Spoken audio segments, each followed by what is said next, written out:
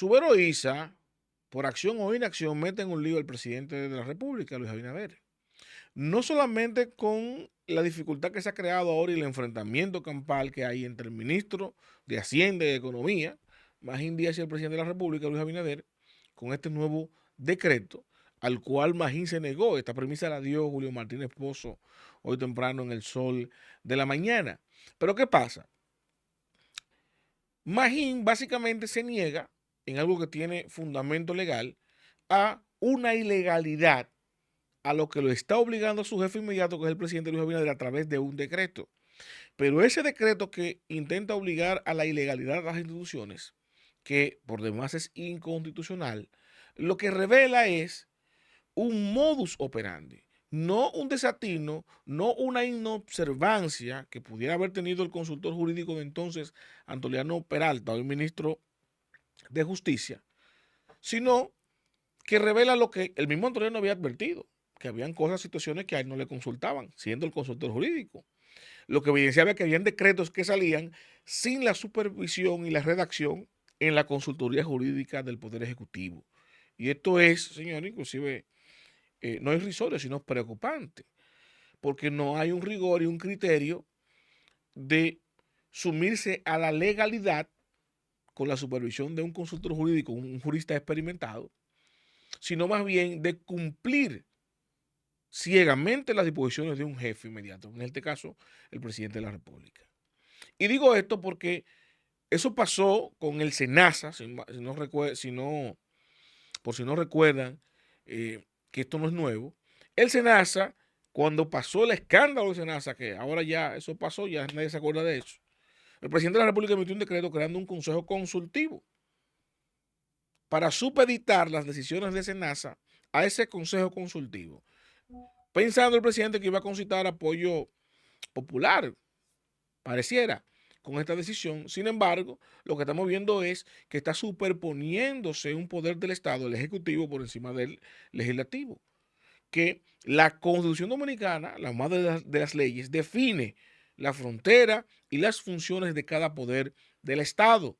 No es correcto, no es debido, es ilegal, es inconstitucional crear una institución por decreto para eh, para abrogarle, ¿no? Y subordinarle a otras instituciones del Estado que están creadas por ley, que tienen el peso constitucional, que es el poder legislativo el que está supuesto a crear leyes, no un decreto. Un decreto es un mandato administrativo, ejecutivo del presidente que tiene rango de ley para eh, tomar decisiones, para regular aquellas situaciones de Estado que ya no están, que no estén previamente reguladas por ley y hasta donde le permite la Constitución. Y hago todo este introito porque tenemos que analizar de dos puntos de vista. Primero, este enfrentamiento de que Magín se le negó, está negado con eso, no está de acuerdo con eso porque ni se le consultó y se le está pasando por encima porque si el presidente puso a Magín Díaz ahí como ministro de Hacienda y ahora se ve la necesidad de que en una función específica quiere delegarle eso a alguien más, quite a Magín y ponga a otro ministro si usted no confía ya en el criterio de Magín porque fue usted que lo puso. Y hágalo a través de las leyes, del debido proceso de lo que corresponde. Designe un nuevo ministro de Hacienda y Economía. Si no, usted deja a Magín que asuma su rol.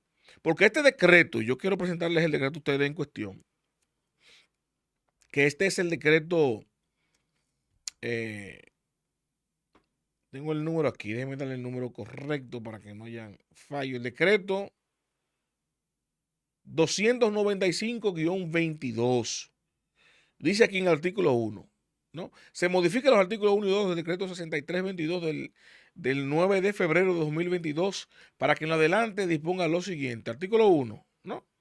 Se declara de interés nacional la regularización de las bancas de apuestas que operen en todo el territorio nacional. Párrafo.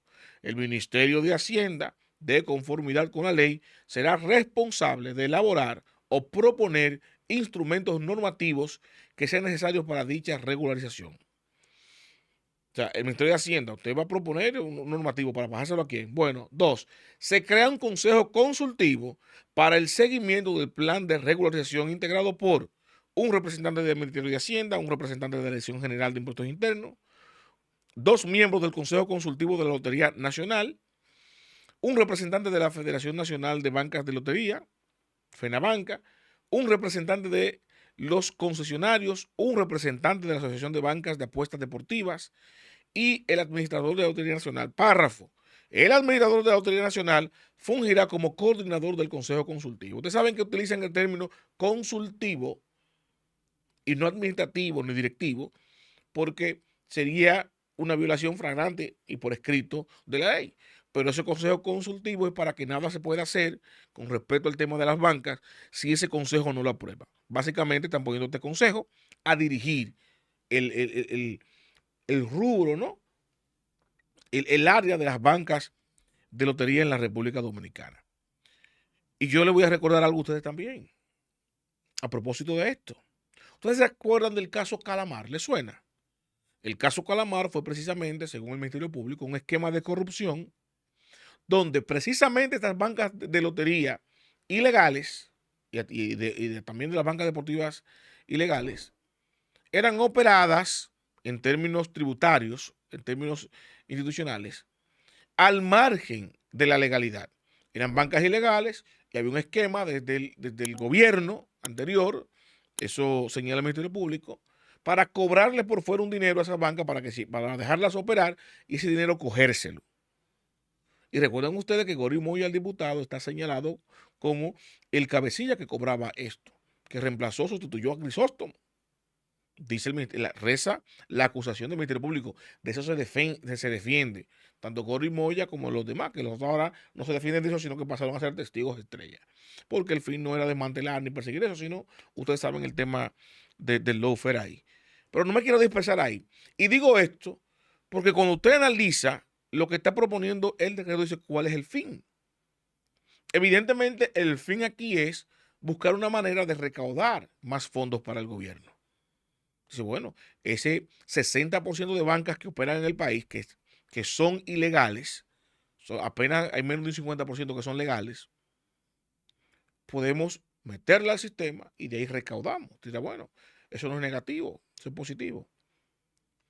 Vamos a ponderar eso. Primero, a oficializar y legalizar un vicio, una ludopatía. Segundo, regularizarlas implica unos gastos que no necesariamente estén en capacidad esas bancas de subvencionar, porque si no, el que tenga 20 banquitas va a bajar a 5 a 6, según lo que le deja cada banca de esa. Y usted va a tener ahí entonces 14 bancas cerradas y 14 desempleadas mínimo, porque ahí son mujeres por lo general, madres solteras, jovencitas de un barrio pobre, que trabajan de manera inhumana, porque ni baño tienen en esa banca, que eso es otro tema, pero se van a quedar sin empleo. O sea que un vicio, una ludopatía tan negativa como los juegos de azar, como la banca, de lo que estoy en contra de eso, también tiene un rol social, que es el empleo que tienen eso. O sea, que eso es delicado cómo se vaya a abordar ahí. Ahora, el fin del gobierno de recaudar por esa vía de un caso que se ha prestado con las bancas a corrupción tan aguda que han llevado, que están llevando hace años el caso Calamaraí. Entonces tú vienes y chocas, y cómo tú vas a resolver una ilegalidad con otra ilegalidad. Cómo tú piensas abordar un problema a través de una acción incondicional que viene directamente del gobierno central. Entonces Magín, por eso que está negado. Por eso que Magín está para donde pata no esperes. A mí no me trajeron aquí para eso. A mí no me consultaron para ese decreto. Yo no sé de eso, no estoy dispuesto a participar en esa mesa. Vean cómo está el gobierno. Que las decisiones parece que el presidente las está tomando ahora unilateralmente sin siquiera consultar a nadie. Y lo sorprendente de todo esto y lo que me llama la atención por lo cual yo estoy haciendo este corte es lo siguiente. El consultor jurídico actual del gobierno se llama Jorge Suberoiz. Que de Antoliano Peralta tú podías esperar, bueno, va a ser más sumiso, empleado, uno más. Vino de ser empleado del presidente Abinader, trabajando en alguna firma privada, qué sé yo. Es una persona que va a ser sumisa al presidente porque es el jefe, lo ve como un jefe. Y punto, ¿no? Ahora, Jorge Suberoiz se supone que no, que está por encima de eso, que es un jurista, es presidente de la Suprema Corte de Justicia. Que aceptar una posición como esta no es por necesidad, no por el salario que le van a dar, que no quiero decir que no lo necesite, que no lo acepte, sino que tú vas con un perfil que se supone va a distinguir, asegurarte que funcionen bien las cosas, que no salgan mamotretos, decretos así maltrechos como el de Senasa y este de ahora, durante la gestión de Jorge Subero Isa. Y si pasó durante la gestión de Jorge Subero Isa, y si Jorge Subero Isa sabía de ese secreto, de ese decreto, o sea, siendo él juez, jurista experimentado, entonces es el mismo Jorge Subero Isa que yo señalo de que metió al presidente en este problema, en este lío, en esta ilegalidad. Porque si hay una persona capacitada para advertir de la ilegalidad de ese decreto, ese es precisamente Jorge Subero Isa. Usted me dice que él lo vio y lo trabajó, yo no me lo imaginaba eso. Habría que ver. Yo creo que no. Yo creo que a Jorge Subero Isa le pasó lo mismo que le pasaba a Antoliano, que el presidente tomaba decisiones, hacía decretos y el niño se enteraba cuando lo mandaban a publicarlo en la Gaceta. Quiero creer eso. Quiero creer eso porque estamos hablando de una inconstitucionalidad, haciéndole bypass a las instituciones públicas que están ahí, que se gasta un dineral, que tiene empleados, que tienen directores. Estamos hablando que el tema de casino, que es una función del Ministerio de Hacienda y Economía, tiene un departamento, una dirección que debe funcionar y el ministro es el jefe de eso. ¿Por qué delegar eso a la Lotería Nacional? Que sea juez y parte, porque la Lotería Nacional tiene su sorteo. Y a la DGI. Entonces tú dices, bueno, vamos a poner ahí los recaudadores, porque el equipo que yo leí ahí, de lo que van a ser parte de esa comisión consultora de bancas de azar, te evidencia cuál es el norte, cuál es la intención. Bueno, la intención es recaudar por ahí, por la banca. El gobierno está desesperado, ¿dónde vamos a sacar cuarto? Bueno, con la banca, vamos a regularizarla, vamos a legalizarla. Eso agarra todas esas bancas que están por ahí, una cada 2 metros, legalízala. Lo que necesitamos es dinero. No importa dónde estén, no importa si no cumplen, no importa que haya una banca cada esquina. Que ya eso es cuestionable. Pero también, sino que todo ese proceso lo va a administrar ¿quién? Esta comisión compuesta por los recaudadores, por Hacienda, por impuestos internos y tal, pero que lo dirija hoy a quién? La Lotería Nacional. Esto no tiene sentido. Vamos a ver si Subero Isa entonces saca de este problema al presidente, si fue él que lo metió. Y Magín Díaz, que es el ministro de Hacienda y Economía ahora con la fusión de los ministerios, tiene la responsabilidad de o pelear esto con el presidente para que el presidente le recule y remodifique ese decreto o lo anule, que es lo correcto, y le deje a él hacer su trabajo, o en honor a su reputación, ¿no?